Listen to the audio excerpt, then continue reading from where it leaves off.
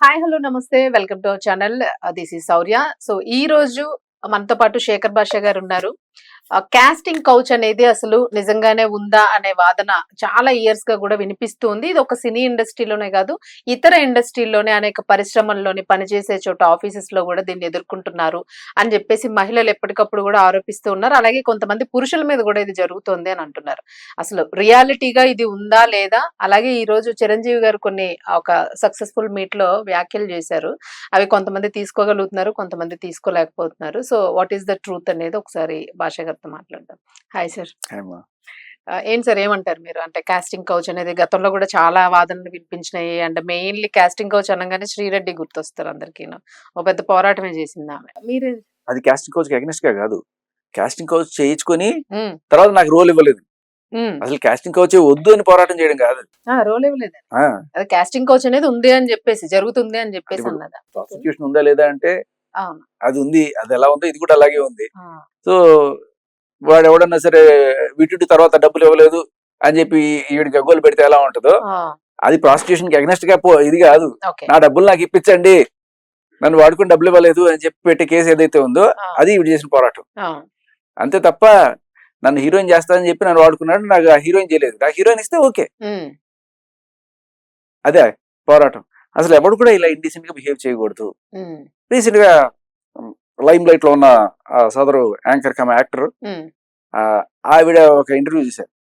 నన్ను అడుగుతారండి, ఈ మధ్యకాలంలో ఒక పెద్ద హీరో అడిగాడండి నన్ను, అలాగే నన్ను ఒక డైరెక్టర్ కూడా అడిగారండి, ప్రొడ్యూసర్ అడిగాడో లేదో తెలియదండి, వీళ్ళిద్దరు అడిగారు. సందేహం కూడా అంటే అడిగారు, అడిగిన ఇది కామన్ అండి, ఇది కామన్ ఇక్కడ అని ఆవిడ చెప్తుంది. ఇది కామన్, మనకి ఇష్టం ఉంటే ఇష్టం ఉందంటారు, లేకపోతే లేదంటారు. అంటే ఎంత నార్మలైజ్ చేసేస్తున్నారు వీళ్ళు దీన్ని. దాని మీద కదా పోరాటం చేయాల్సింది. అవును, దీన్ని నువ్వు నార్మలైజ్ చేస్తున్నావు. ఇప్పుడు అవతల వాడు అడగడానికి భయపడాలి. అది కూడా నువ్వు పెళ్ళి పిల్లల తల్లివి, నువ్వు అది తెలిసి కూడా వాడు నిన్ను అడిగాడంటే వాడు నేను ఏ కోణంలో చూస్తున్నాడు? నేను ఒక మహిళగా గౌరవిస్తున్నాడా, లేకపోతే నేను వేరే రకంగా ఊహించుకొని వస్తావా అని అడిగితే వస్తుంది అనుకునే టైప్ లో వాడు నిన్ను అడుగుతున్నాడా? ఏ కోణంలో అడుగుతున్నాడు అనేది అంటే నిన్ను ఎంత దిగజారిపోయినట్టుగా వాడు చూస్తే తప్ప నిన్ను అడుగుతాడు. సరే, ప్రేమిస్తున్నాను అనడం వేరు, లేకపోతే పెళ్లి చేసుకుందాం అనడం వేరు. లేదు ఇలా వెళ్దాం పదా లాంగ్ డ్రైవ్ కి వెళ్దాము, తమిళనాడులో లాంగ్ డ్రైవ్, ఇక్కడేమో కమిట్మెంట్. ఇవి కోడ్ లాంగ్వేజ్. తమిళనాడులో లాంగ్ డ్రైవ్ తమిళ ఇండస్ట్రీలో, తెలుగు ఇండస్ట్రీలో కమిట్మెంట్. సో ఇలా, లేకపోతే ఏదో one night stand what ever, let's have fun, ఇటువంటి ఏవో మాటలు ఉంటాయి అన్నప్పుడు. అంటే నిజంగా ఆత్మగౌరవం ఉన్న ఎవరన్నా ఉంటే మహిళ అక్కడ, లేకపోతే కొట్టడమో లేకపోతే చెప్పుదీసి కొడతా అనే వచ్చేయడమో, ఎట్ట కనబడుతున్నారు నీకు అన్నవారు లేదండి అన్నారనుకోండి. సో దట్స్ ఓకే, ఎందుకంటే అది కూడా మనం అర్థం చేసుకోవచ్చు. ఒక దీంట్లో ఏంటి, ముళ్ళ మీద పడ్డ గుట్టలాగా ఎందుకు మనం పని చేసుకోవాల్సిన, రేపు ఒకళ్ళు మోహన్ చూసుకోవాల్సి వచ్చినప్పుడు. కానీ ఇటువంటి వాళ్ళు బయటకు వచ్చి నీతులు చెప్పకూడదు. నేను మహిళా సమాజానికి పోరాటం చేస్తా అని చెప్పకూడదు. ఇలాగే ఎవరైనా సరే, ఇప్పుడు ఆవిడ ఉన్నారు చిన్మయి, ఆవిడ మీటూ మూమెంట్ ఒకటి తీసుకొచ్చారు.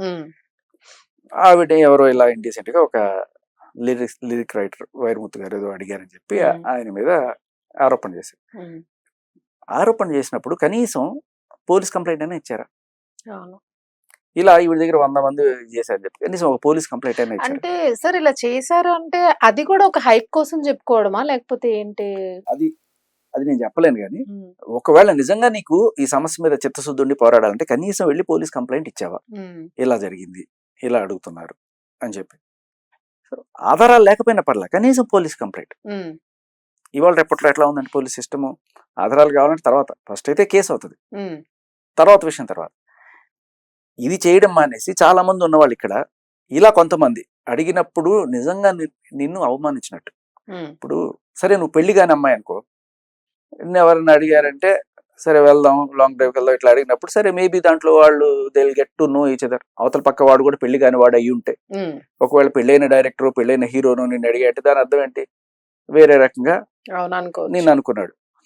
అలా కాకుండా ఒక పెళ్లి కాని డైరెక్టర్, పెళ్లి కాని ప్రొడ్యూసరు, హీరోను, ఒక పెళ్లి కాని అమ్మాయిని అలా సరే మనం బయటకు వెళ్దాం, సరదాగా సినిమాకి వెళ్దాం ఎక్కడికన్నా అనుకో, సరే వెళ్ళినా కూడా they'll get to know each other. ఒకవేళ నచ్చితే ఇద్దరు పెళ్లి చేసుకుంటారు, what ever, on good note.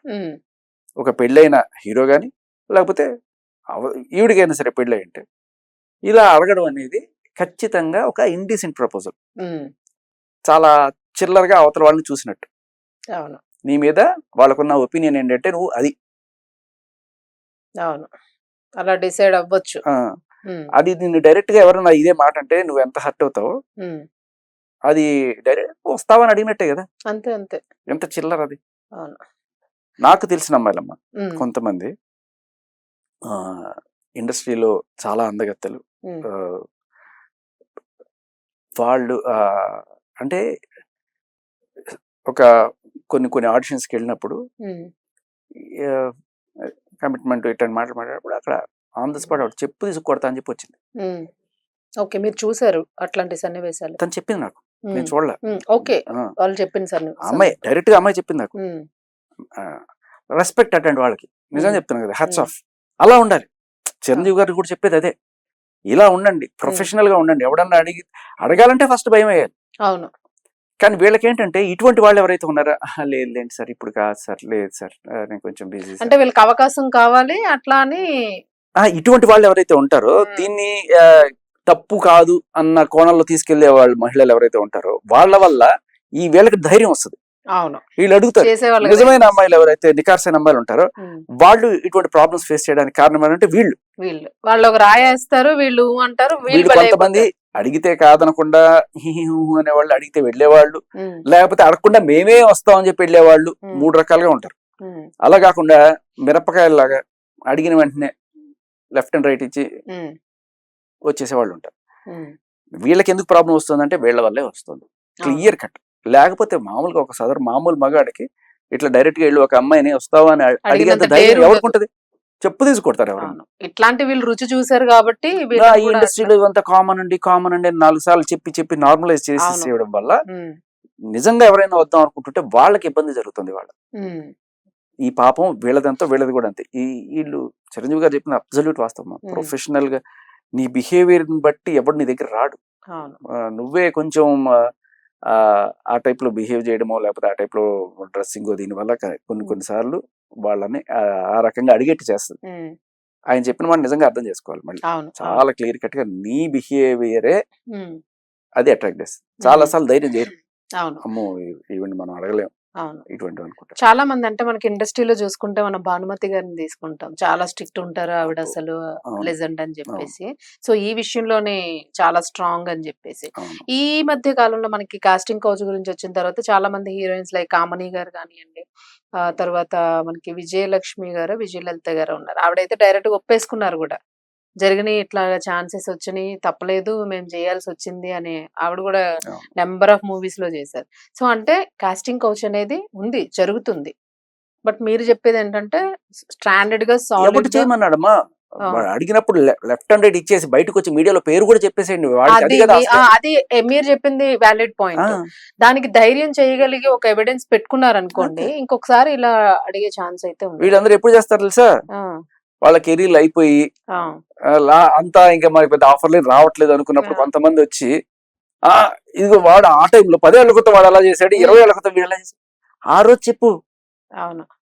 అప్పుడు డబ్బులు కావాలి, అప్పుడు క్యారెక్టర్లు కావాలి, అంతా సంపాదించిన తర్వాత ఇప్పుడు ఫ్లాష్ బ్యాక్ లో గుర్తొచ్చినట్టు అన్ని ఇప్పుడు బయటపడ్డ వాళ్ళ ఉపయోగం ఏమిటి? అన్నీ అయిపోయి అప్పుడు అడిగాడు చెడామడ ఇచ్చేసా అని చెప్తే ఎవరు చూసింది, ఎవరు నమ్మేది? చెడామడ ఇచ్చారు కాదు, చక్కగా అన్ని ఒప్పుకున్నవే ఉన్నాయి కదా. అదే చెప్తున్నా, ఇప్పుడు ఎవరైనా సరే అడిగిన వెంటనే లెఫ్ట్ అండ్ రైట్ ఇచ్చి బయటకు వచ్చి మీడియాలో వాళ్ళ పేరు చెప్పి పోలీస్ స్టేషన్ కి వచ్చి కంప్లైంట్ పెట్టండి, ధైర్యం చేయాలి. ఇది చేస్తే కదా నలుగురు చేయండి, ఇంకో 5వ మిమ్మల్ని అడగడానికి భయపడతాడు. మీ వల్ల సొసైటీ మారుతుంది. అలా కాకుండా మనకి ఇదే కావాలి, ఇదే జీవితం అనుకుంటే ఇంకా ఇదే రొచ్చుల పడి బాలాడుతూ ఉంటారు అంతే. సార్ ఇప్పుడు సినీ ఇండస్ట్రీ అనే కాదు, జనరల్ గా ఆఫీస్ అట్మాస్ఫియర్స్, ఐటీ కంపెనీస్ కానీ ఎనీ వర్కింగ్ ప్లేస్ లో, సో ఆడవాళ్ళే కాదు మగవాళ్ళు కూడా కొన్ని ఇట్లాంటి వాటికి ఆరోపణలు వస్తున్నాయి. అసలు ఈ మధ్య కాలంలో లవ్ అటువంటి ఉంటాయి తప్ప ఒక బాస్ తన అమ్మాయిని అడ్వాంటేజ్ గా తీసుకొని నీకేదో ప్రమోషన్ ఇస్తాను, జీతం పెంచుతాను అని చెప్పి చేయడం అనేది ఆల్మోస్ట్ ఇంపాసిబుల్. ఎందుకంటే మీరు ఏ ఉద్యోగంలో అయినా సరే ఇవాళ ఒక అమ్మాయి కానీ అబ్బాయి కానీ చేరుతున్నారంటే ఫస్ట్ వాళ్ళకి ఉద్యోగంలో స్కిల్స్ కన్నా నేర్పించేది POSH, prevention of sexual harassment at work place. ఈ లాస్ ఈ ఇండస్ట్రీలో కాదు, ఇట్లాంటివి కాదు. ఇండస్ట్రీ అనేది ఒక కంపెనీ కూడా కాదు, ఇది ఒక సెపరేట్ సెక్షన్ అంతే. ఇక్కడ అనార్గనైజ్డ్ సెక్టర్ ఇది. అవును. బట్ నాకు తెలిసిన పెద్ద కంపెనీలో ఎవరైనా వెళ్తున్నారంటే అస్సలు సమస్య లేదు. చిన్న తేడా వచ్చినా కూడా వాడు ఉద్యోగం పోతుంది. సో కాబట్టి ఎవడు కూడా ఎటువంటి చేయడు. వాళ్ళు ఫస్ట్ నేర్పించేదే ఇవి. ఫస్ట్ వీక్ లో ఈ ట్రైనింగ్ ఉంటది. అందరూ కూడా ఒళ్ళు దగ్గర పెట్టుకొని పని చేస్తున్నారు. ఎవడు కూడా ఎవరికి లవ్ ఉండొచ్చు, లవ్ ఉండొచ్చు, పెళ్లి చేసుకుందాం అనుకోవచ్చు. సో కానీ కొన్నిసార్లు దీంట్లో రివర్స్ కేటగిరీ ఉంటుంది. ఇప్పుడు చిరంజీవి గారు చెప్పింది అబ్జల్యూట్లీ ట్రూ. ఎవరు వాళ్ళందరికి వాళ్ళకి వచ్చి అడగరు. కానీ ఈఎంఐ వెళ్ళిపోయి వాళ్ళని కొంచెం ఇంప్రెస్ చేసి లవ్ అన్నట్టుగా తిరిగి తర్వాత కొన్ని ఫోటోలు గిట్టోలు పెట్టుకొని ఇప్పుడు నన్ను ప్రమోట్ చేస్తావా లేకపోతే నేను వెళ్ళి మీద కేసు పెట్టినా, సాక్ష్యాలు ఉన్నాయి కదా తిరిగినట్టు, అడిగినట్టు కాదు సాక్ష్యాలు అక్కర్లా, ప్రైమా ఫేసి అంటారు దీన్ని, అది పెట్టుకుని చేసేవాళ్ళు, ఇలాంటివి చేసేవాళ్ళు ఉన్నారు. ఈ కేసెస్ వస్తూ ఉన్నాయి మనం చూస్తాం. కానీ ఇక్కడ కూడా అగైన్ ఇటువంటివి కనుక పెరిగితే రేపు అమ్మాయిల్ని వర్క్ ఫోర్స్ లోకి తీసుకోవాలంటే భయపడే సంస్థలు కూడా ఉంటాయి. అవును. ఒకటి ఎక్స్పీరియన్స్ జరిగింది అనుకోండి, ఆ బాస్కో లేకపోతే ఎవరికైనా సరే, అమ్మో వద్దురా బాబు వీళ్ళు అనవసరంగా మన మీద కేసులు పెడతారు, ఆ భయం కూడా ఉంటుంది. అవును. అందుకే మొత్తం ఎక్కడైనా సరే సీసీ కెమెరాలు ఉంటాయి. సో ఇట్లాంటివి జరిగే ఛాన్స్ అయితే ఛాన్స్ అయితే లేదు. ఉంటుంది. అది సో మనల్ని బట్టి ఒకవేళ నా క్లియర్ కట్ సజెషన్ ఏంటంటే భర్త మహాశైలకు విజ్ఞప్తి, ఇవాళ రవితేజ బర్త్డే సందర్భంగా అలా ఆఫీస్ లో పనిచేసే వాళ్ళందరికీ నా విజ్ఞప్తి ఏంటంటే ఒకవేళ మీరు లవ్ చేయాలనుకుంటే పక్క ఆఫీస్ లో అమ్మాయిని లవ్ చేయండి తప్ప మీ ఆఫీస్ లో అమ్మాయిని మాత్రం లవ్ చేయకండి. Nice sir, thank you.